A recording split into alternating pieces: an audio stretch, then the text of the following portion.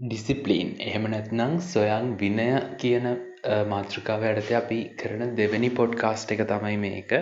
ඉතින් මම කලින් කරපු එකේදී ගොඩක් අය මට ෆීඩ්බැක් දීලා තිබුණේ සහ එයාලා කියන්නේ නිතරම ඩිසිප්ලින් කියන්නේ ඒ අවශ්‍ය කාර්යයේ නිරත වීමට තියෙන හැකියාව කියලා.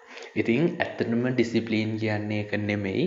ඩිසිප්ලින් කියන්නේ තමන්ගේ දර්ශනය තමන්ට කොයිතරම් දුරට අනුගමනය කරන්න පුළුවන්ද කියන එක. ඒ කියන්නේ අපි ආයතනයකට ගියත් පුද්ගල කණ්ඩායමකට එකතු වුණත් අපිට පුළුවන් වෙන්න ඕනේ අපේ තියෙන දර්ශනයට අදාළව අනුකූලව ඒ තියෙන කාර්ය ගලප ගන්න. ඉතින් මෙන්න මේක හරියට ගලප ගන්න එකට තමයි ඩිසිප්ලින් කියන්නේ. නැතුව ඒ කවුරු හරි විසින් කියන දෙයක් පිළිපැදලා එයාට අනුගත වෙලා ඉන්න එක නෙමෙයි. එහෙම ඉන්න එකෙන් වෙන්නේ නිතරම අර අපි ගොඩනගාගත්තු පෞරුෂය ගොඩනගාගත්ත ඒ දර්ශනය සම්පූර්ණයෙන්ම බිඳ වැටෙන එක.